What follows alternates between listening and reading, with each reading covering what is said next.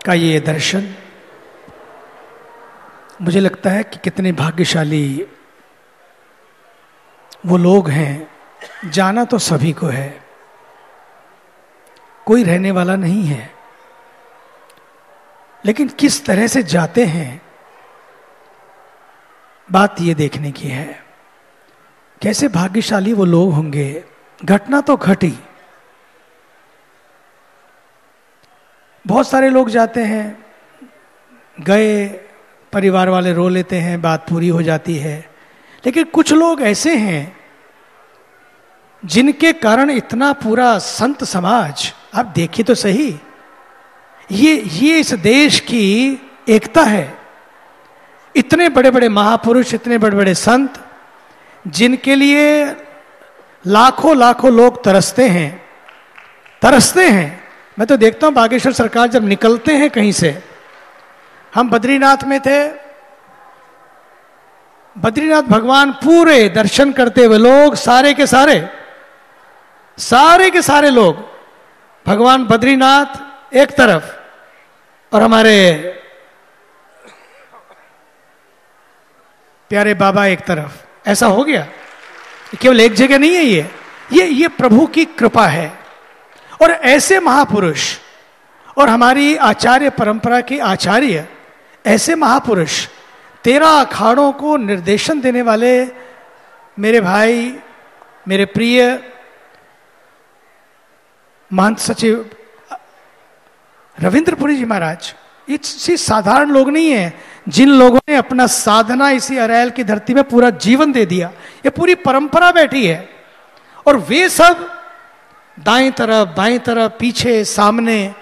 मैं आपसे कहना चाहता हूं, घटना घटी, बड़ा दुख हुआ हम लोगों को। जैसा कि बागेश्वर सरकार ने कहा, सो नहीं पाई सारी रात यही कि क्या किया जा सकता है, क्या क्या हुआ, कैसे हुआ, क्या करें। हम लोग चिंतित रहे, लेकिन जिनके लिए संत चिंतित रहे, जिनके लिए संत बैठकर जहां श्रद्धा के फूल लोग अर्पित करते हों पूरे विश्व से, आज वे श्रद्धांजलि अर्पित कर रहे हैं उन लोगों को। वो कितने भाग्यशाली लोग हैं, कितने भाग्यशाली होंगे वो लोग। हाँ, बस इतना है, दुख जरूर है, क्योंकि हमारे प्रिय हैं, हमारे अपने हैं। इसलिए उन सब के लिए आज की ये श्रद्धांजलि सभा के माध्यम से उनको आशीर्वाद देने के आए पूज्य संत और आप सबकी सद्भावनाएं। मैं उन परिवारों से भी कहूंगा कि बस होना था, होइए वही जो राम रचि राखा, वही होता है। कई बार जाना तो था, लेकिन संगम की धरती पर गए, उस रज को प्राप्त करके गए, इन संतों के आशीर्वाद प्राप्त करके अब वो मोक्ष को प्राप्त करे। वो मरे नहीं है, वो मर नहीं सकते, उनको मोक्ष प्राप्त हुआ है। जो लोग हैं वे शीघ्र ही स्वस्थ होकर घरों में पहुंचे। आज का कार्यक्रम उनके लिए, जो गए हैं उन्हें मोक्ष प्राप्त हो, जो बचे हैं वो स्वस्थ होकर घर पर पहुंचे। इतने सारे महापुरुष आज उस कार्यक्रम के लिए आए हैं। दूसरी बात, मुझे लगता है कि बहुत सारी बातें आज मन में थी, कहनी भी थी, लेकिन आज का प्रसंग बदला है। इसलिए वहां ना जाकर मैं अपने देश के ऊर्जावान प्रधानमंत्री जी को एक बार नहीं, 2 बार नहीं, अनेक बार वो फोन करके चिंतित हैं और ये भी निर्देश दे रहे हैं कि आगे कुछ ना हो। और आदरणीय योगी जी तो सच में, उनको सोचो, घर में इतनी बड़ी शादी हो, उसके बाद कोई घटना घटती हो तो घर के बड़े मुखिया को कैसा लगता होगा। सबसे ज्यादा चोट उन्हीं को पहुंची होगी। हम आदरणीय योगी जी, हमें पता है कि दिन रात आप कैसे मेहनत कर रहे हैं, परिश्रम कर रहे हैं ताकि ये महाकुंभ सफल महाकुंभ बने। फिर भी कुछ लोग हैं, कुछ तरह के लोग हैं, कईयों को सहन भी नहीं होता है कई बार, और उसमें क्या लगता है सब कुछ तो फूस का है, सब कुछ तो बैम्बू का है, झोपड़ी का है, एक सेकंड लगता है, कुछ बड़े मकान नहीं है जिसको गिराना कठिन है, छोटा सा। लेकिन मैं उनसे कहना चाहता हूं, ऐसा कोई भी व्यक्ति मत सोचे, तीर्थ में किया हुआ पुण्य भी करोड़ गुना फल देता है और तीर्थ में किया गया पाप भी करोड़ों गुना वापस लौटता है। कोई भी इस तरह का सोचे तक नहीं। इसलिए मैं हमारे परंपरा, इस आचार्य परंपरा का जो एक आदर्श है, ज्योतिर्शिखर हैं, वे प्रारंभ करें। उससे पहले मैं चाहता हूं हमारे बागेश्वर सरकार, हम सब मिलकर आदरणीय रविंद्रपुरी जी महाराज, जिन्होंने ये निर्णय लिया, मैं बहुत चिंतित था, मुझे लगा सबसे पहले किसको फोन करूं, रविंद्रपुरी जी को, कि वे हैं जो संभाल सकते हैं स्थिति को। और उन्होंने संभाला। सब लोग स्नान करने गए। सोचिए अगर ये संदेश जाता कि सब लोग वापस लौट गए और स्नान नहीं किया, बहिष्कार कर दिया, कितना दुखद संदेश जाता। आपने मेले को संभाला, आपने उन लोगों के दिलों को भी संभाला। इसके लिए आज ये मंच पे महापुरुष आपको एक सम्मान से सम्मानित करते हैं। एक गंगा के से लेके आओ बेटा। नहीं, फिर भी सभी पूज्य संत महाराज श्री आशीर्वाद हाथ लगा देंगे कि महाराज श्री को उठना ना पड़े, क्योंकि तकलीफ होगी। उठेंगे महाराज, आ जाओ, आ जाओ, सारे सभी आ जाओ। महाराज जी भी महाराज जी आप इधर आइए। महाराज जी ऐसे आ जाए, ऐसे सीधे सीधे नहीं। महाराज जी का, महाराज जी का, हाँ महाराज जी को लगा दो। चल,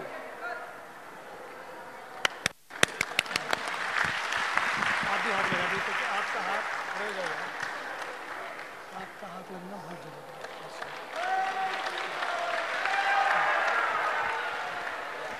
और अब मैं प्रार्थना करूंगा हमारे परम आचार्य, परम विद्वान, वीतराग, श्रोत्रिय ब्रह्मनिष्ठ पूज्यपाद आचार्य महामंडलेश्वर स्वामी विशोकानंद जी महाराज से कि वे अपना आशीर्वाद हम सबको प्रदान करें।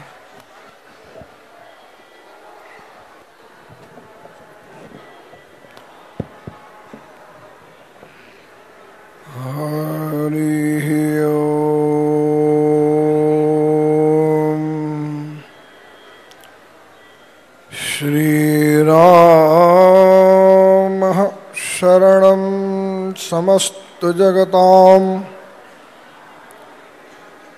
राम विना का गतिः रामेण प्रतिहन्यते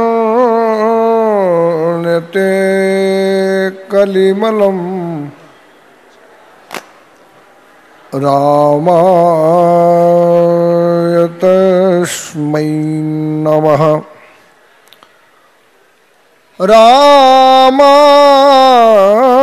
रामातस्यति कालभीमभुजगः रामस्य सर्ववशे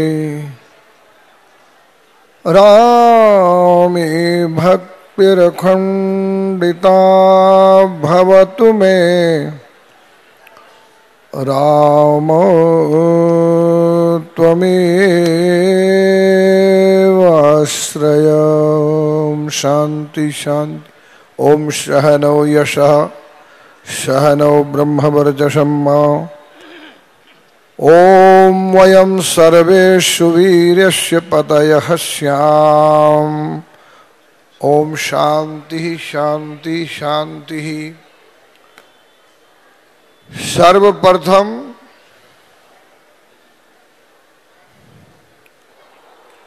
मैं मुनि जी महाराज को धन्यवाद देता हूँ। क्यों? किस लिए? 1974 में हमारे देवी संपत मंडल परमार्थ निकेतन ऋषिकेश परमार्थाश्रम हरिद्वार सोने के तरह दैदीप्यमान था, पर मुनि जी के प्रयास से आज हमारी कीर्ति विश्व में व्याप्त हुई है और सोने में सुगंध की तरह प्राप्त हुई है। आपने इस स्पेस को वर्ल्ड लेवल पर आकार दिलाया है। आप बहुत बहुत धन्यवाद के पात्र हैं। और अभी अभी हमने सबने मिलके जिनको सम्मानित किया है और जिस लिए सम्मानित किया है उस प्रसंग के हम मनसा वाचा कर्मणा साक्षी हैं। सर्वप्रथम मेरा रथ और हम पुल पर पहुंचे तो समाचार मिला कि भगदड़ में कुछ लोगों की त्रिवेणी पर मृत्यु हो गई है, कुछ घायल है। अभी हमारे और रथ बाहर नहीं आए थे, दो तीन रथ बाहर थे। तो इस प्रथम नहाने वाले अखाड़े ने तुरंत निर्णय लिया, आपके नेतृत्व में सचिव निर्वाणी अखाड़ा एवं अध्यक्ष अखाड़ा परिषद रविंद्रपुरी जी ने, कि हमको इस गम में खुशी नहीं मनानी है, हमको वहां संवेदना रखनी है। और जब मैं वापस लौटा तो आपने मेरे से कहा कि गुरुजी 3 बार मेला अधिकारी का फोन आया कि आप थोड़े रुको, हम व्यवस्था करते हैं, आप आओ आओ। पर अब मन में वो उत्साह नहीं रहा, इसलिए इस स्नान को निरस्त किया जाता है। बहुत बड़ा निर्णय लिया, ऐसे हमारे सचिव जी हैं। और अभी अभी यहाँ पर संबंधों का भी थोड़ा परिचय दिया जा रहा है, लघु भ्राता दीर्घ भ्राता। तो मैं भी अपना परिचय दूं या अपनों का परिचय दूं। मेरे 2 भतीजे यहाँ पर जो आज सनातन धर्म के आकाश में सूर्य और चंद्र की तरह चमक रहे हैं, वर्ल्ड के विश्व के सनातन धर्म के आकाश में। इसी प्रकार से हमारे नाथ जी महाराज, वो भी संबंध बड़ा विलक्षण है। योगी जी का, आपका, मैं आपके शांतिनाथ जी के साथ बहुत समय जिया हूं, आपको पता है। इसी प्रकार से हमारे वैष्णव संप्रदाय के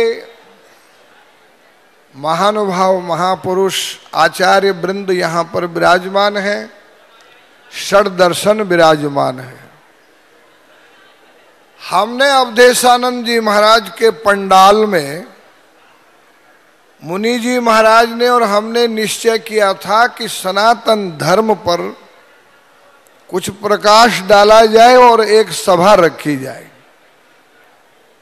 ये विषय था सनातन धर्म। लेकिन प्रसंग बदल गया। फिर भी थोड़ा संकेत करूंगा। हम संप्रदायी लोग हैं। देखो आज भारत की राजनीति किसी को भी संप्रदाय कह देते हैं, लेकिन संप्रदाय 5 ही है और सब दाय भाई हैं, संप्रदाय नहीं है। आकाशस्य पतिर्विष्णु अग्निश्चैव महेश्वरी वायोः सूर्य क्षितिरीशो जीवनस्य गणादि। आकाश का पति विष्णु भगवान है, वायु का सूर्य भगवान है, अग्नि का देवी है, जल का गणेश है, पृथ्वी का शिव जी है। सम्यक प्रकारेण ददाति परस्परम स्व अंशम अपरम प्रतिन इति संप्रदाय। आकाश ने अपने 4 टुकड़े 2 टुकड़े किए, आकाश ने 2 टुकड़े किए, एक अपने पास रखा और जो दूसरा था उसके 4 टुकड़े किए। तो 4 टुकड़े किए तो एक अंश जो है उन्होंने वायु को दिया, आकाश ने एक अग्नि को दिया, एक जल को दिया, एक पृथ्वी को दिया। सम्यक प्रकारेण ददाति उदार भावेन इति संप्रदाय।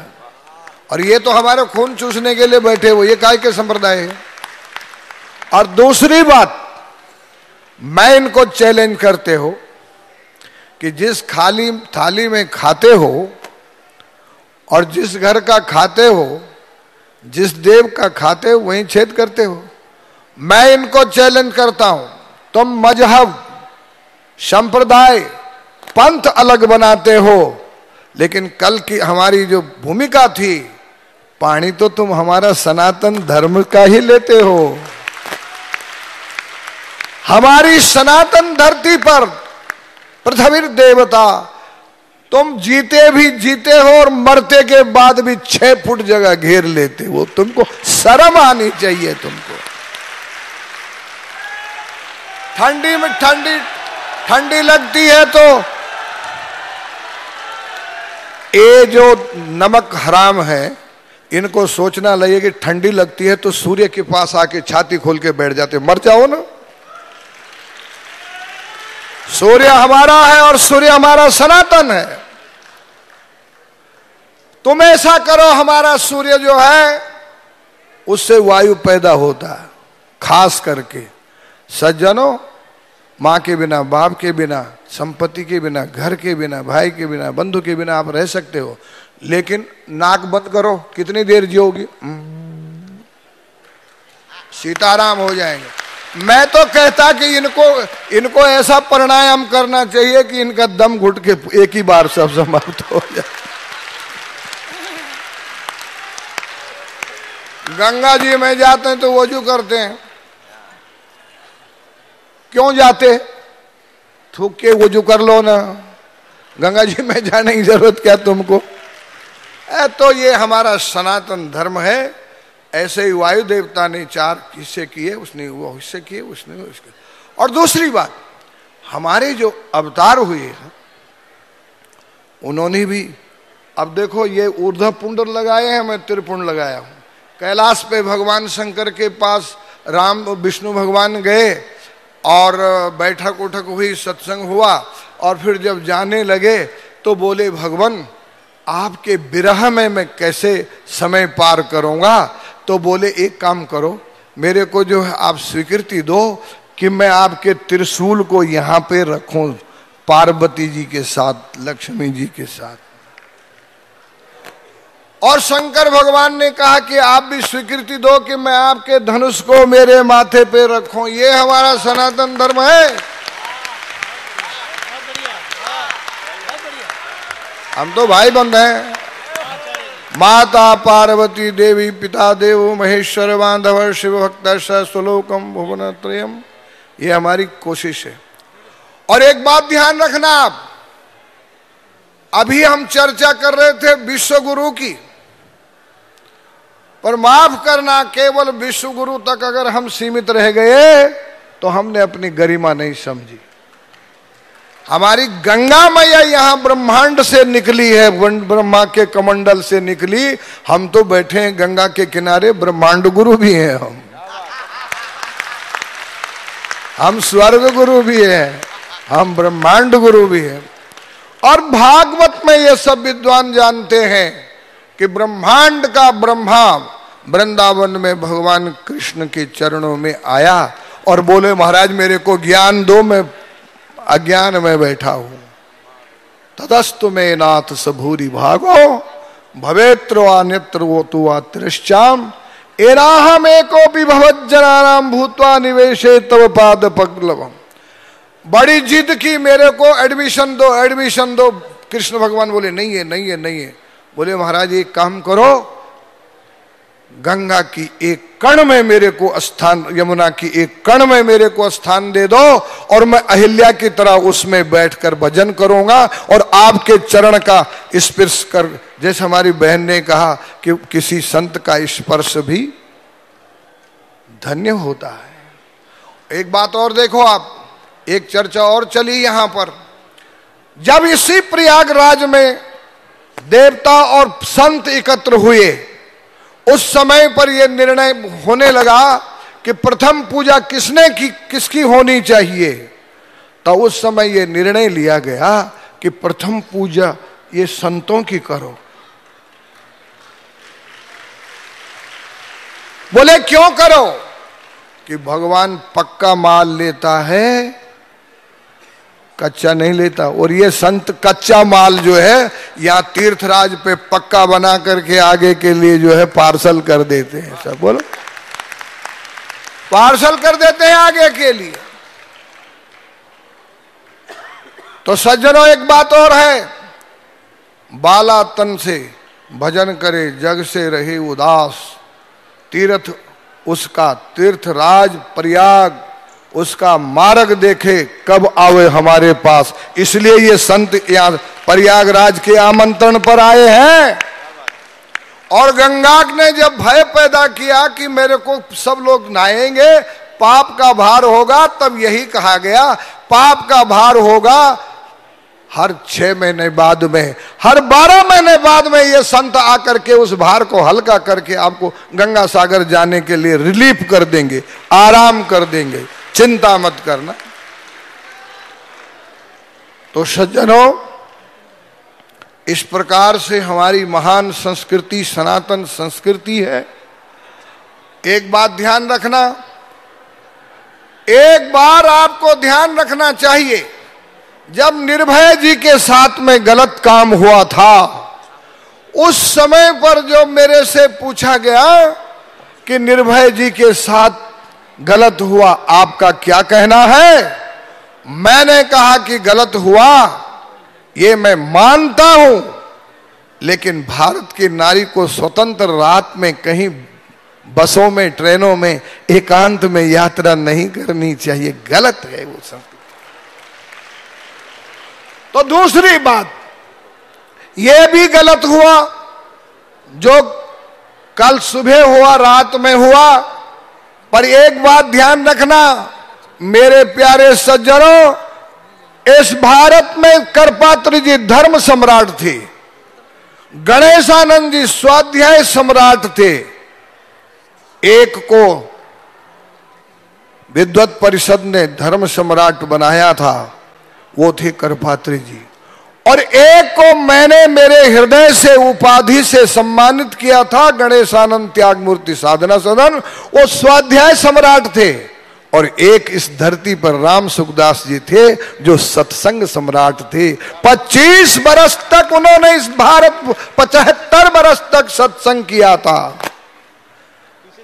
हमने इस प्रकार से, लेकिन याद रखना आप, अंत समय में करपात्री जी गंगा किनारे आए थे।